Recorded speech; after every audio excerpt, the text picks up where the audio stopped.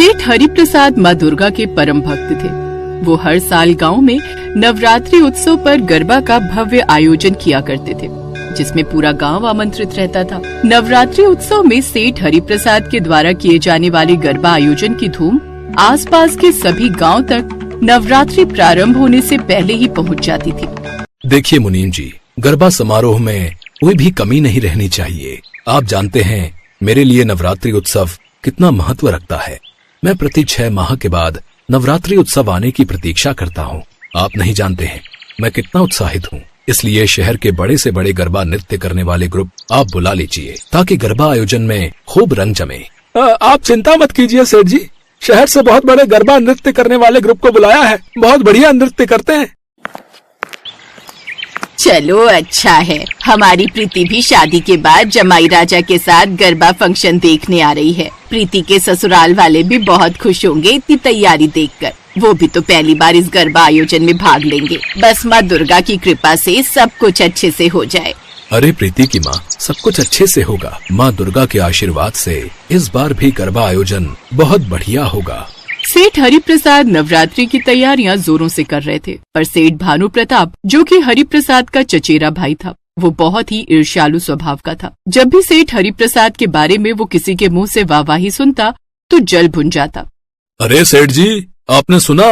सेठ हरिप्रसाद जी बहुत भव्य गरबा आयोजन करने जा रहे हैं। क्या तैयारी हो रही है धर्मपुर गाँव में?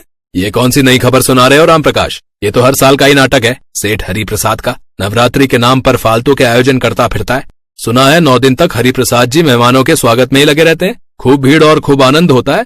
अरे ये सब तरीके होते हैं अपने मान सम्मान को बढ़ाते रहने के। ये सब हरिप्रसाद का घमंड है। वो अपने पैसे और रुतबे की नुमाइश करते हैं। अब मैं क्या ही बोलूं सेठ भानु प्रताप। अच्छा चलता हूँ, धर्मशाला में पत्नी और बच्चे इंतजार कर रहे होंगे। कल धर्मपुर गाँव भी जाना है। अब इतने सारे लोगों के मुंह से गरबा आयोजन की बातें सुनकर सेठ भानु प्रताप गुस्से में आग बबूला हो गया।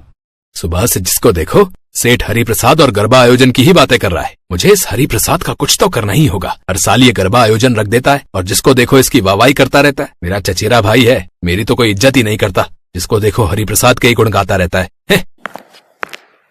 सुनो जी, हरिप्रसाद भाई साहब ने गरबा आयोजन का न्योता भेजा है। तो क्या करूँ? चली जा, तुझे जाना है तो। मुझे क्यों बताने आ रही है?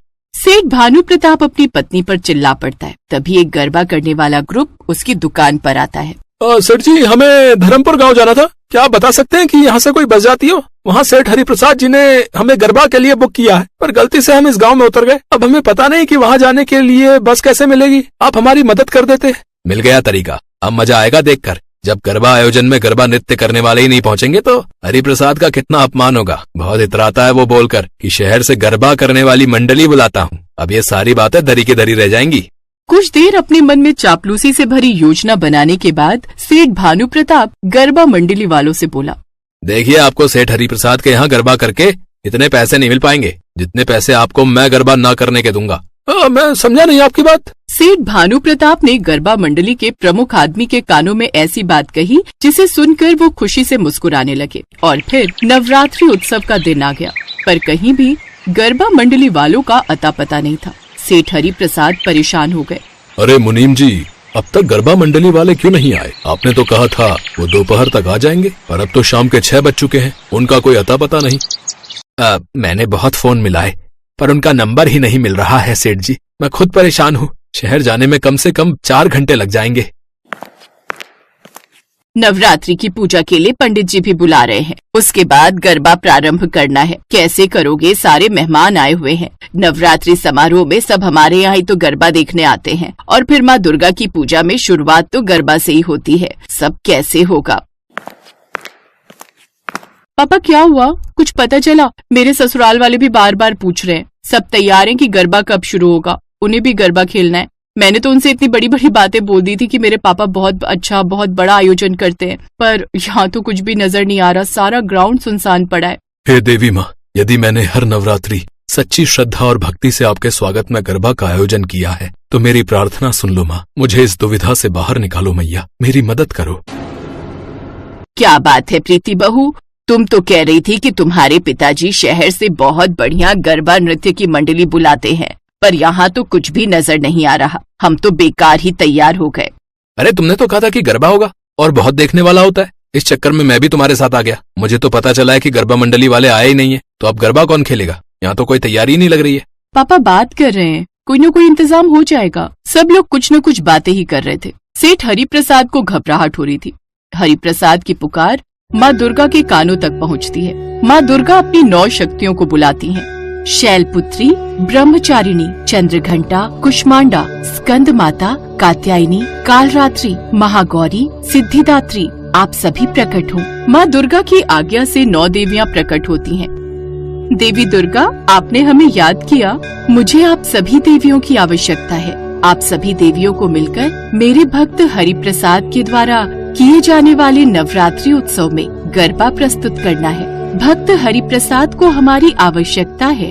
आप जैसा चाहती हैं वैसा ही होगा देवी दुर्गा। हम 9 देवियां गरबा खेलने अवश्य जाएंगी। जैसे ही सेठ हरिप्रसाद माँ दुर्गा से झोली फैलाकर प्रार्थना करता है, अचानक ढोल और नगाड़े बजने लगते हैं। उस रात नवरात्रि के पहले दिन गरबा में खूब रौनक लगी। सबने गरबा की बहुत तारीफ की और खूब आनंद उठाया। अचानक अगले दिन सुबह सुबह शहर की गरबा मंडली का मालिक सेठ हरिप्रसाद के पास आता है। सेठ जी, मुझे माफ कर दो, मुझे माफ कर दो। मैं लालच में अंधा हो गया था। माँ दुर्गा मेरे से नाराज हो गई। कल रात वो मेरे सपने में आई थी। वो मेरे से बहुत क्रोधित थी। गरबा मंडली का वो आदमी सारी सच्चाई सेठ हरिप्रसाद को बताता है और अपनी भूल की माफी मांगता है। सेठ हरिप्रसाद उस आदमी को माफ कर देते हैं। माँ दुर्गा ने अपने भक्त हरिप्रसाद की मदद की और अपने भक्त की लाज रखने के लिए 9 देवियां गरबा खेलने के लिए खुद धरती पर उतर आईं। ऐसी ही है 9 देवियों की शक्ति। ये 9 शक्तियाँ आपस में मिलकर एक शक्ति बनती हैं और उन्हीं शक्ति की देवी का नाम है माँ दुर्गा, जो अपने सभी भक्तों की सदैव रक्षा करती हैं। फिर चाहे कोई कितना भी बुरा क्यों न करना चाहे, जब भगवान साथ होते हैं तो हमारा कोई कुछ नहीं बिगाड़ पाता।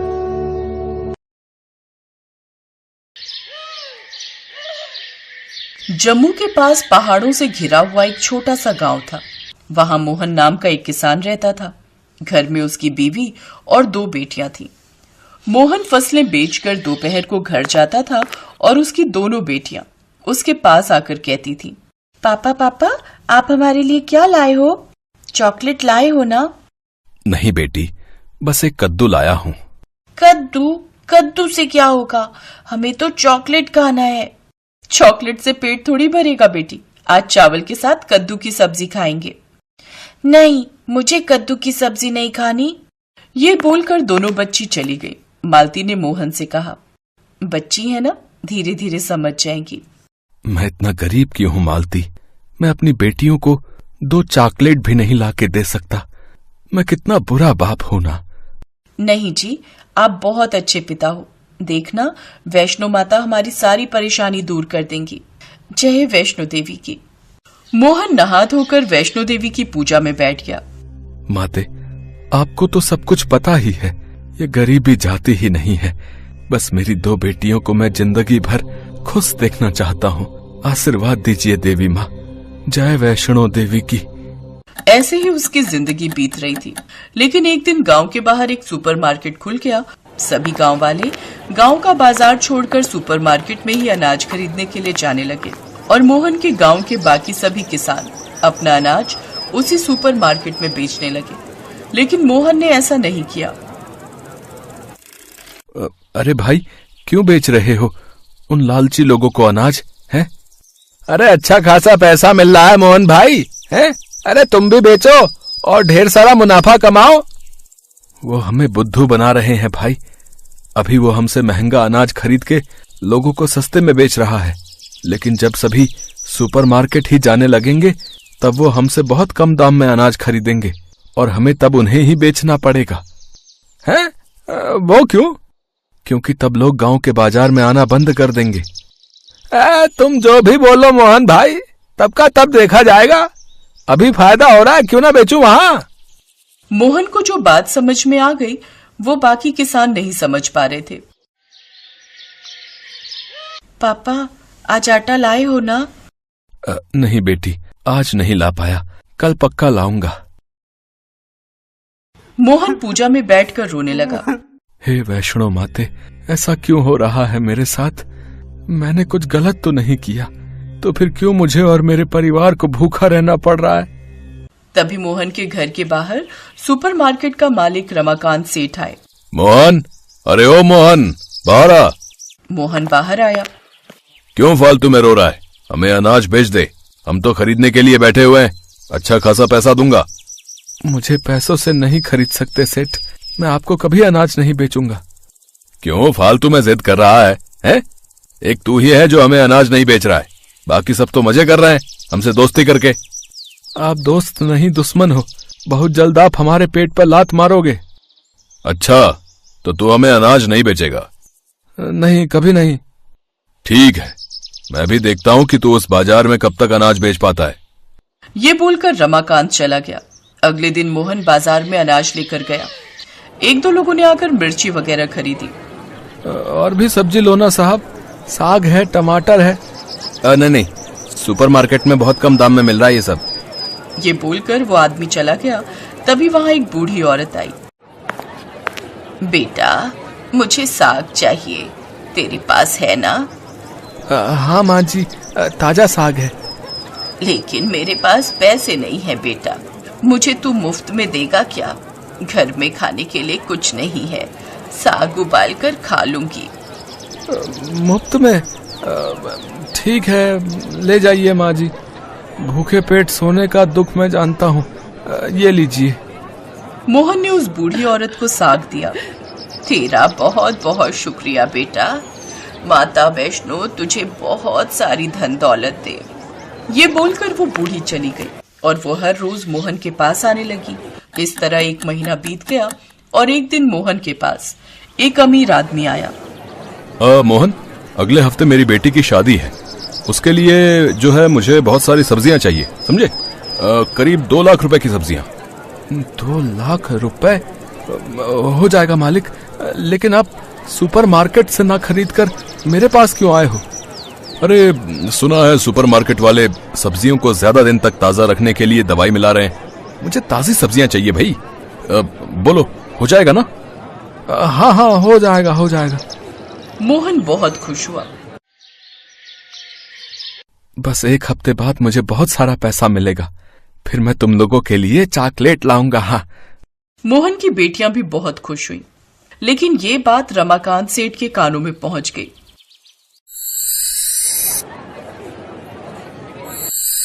2 लाख का ऑर्डर उस मोहन को मिल गया। मुझे पहले से ही पता था कि वो हमारे लिए एक प्रॉब्लम है। अब समय आ गया है उसे रास्ते से हटाने का। शादी वाले दिन 2 लाख की सब्जी मेरे सुपरमार्केट से ही खरीदी जाएगी। रमाकांत ने एक गंदा प्लान बनाया। शादी से एक दिन पहले पूरा खेत ताजी सब्जियों से खिल उठा था और तभी रमाकांत वहां आया और पीछे से मोहन के सर पर मारा। मोहन बेहोश हो गया और तब रमाकांत सारी सब्जियां चुरा कर ले गया। वो रो ही रहा था कि तभी वहां वो बूढ़ी औरत आ गई। रो मत बेटा, तू घर जा, मैं सब ठीक कर दूंगी। आप सब ठीक कर दोगे? कैसे? कहा ना तुझे चिंता करने की जरूरत नहीं है, तूने मेरी मदद की थी, अब मैं तेरी मदद करूंगी।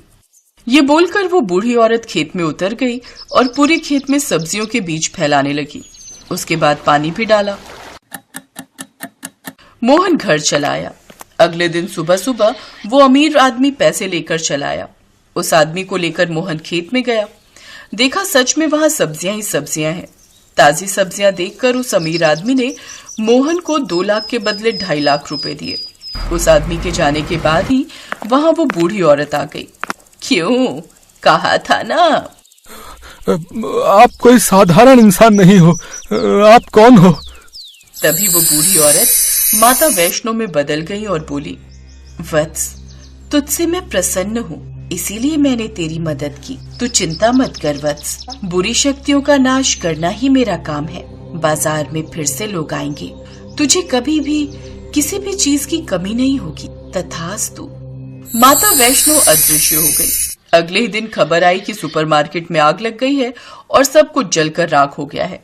गांव के बाजार में फिर से लोग आने लगे और माता वैष्णो की कृपा से खुशी खुशी जीने लगा।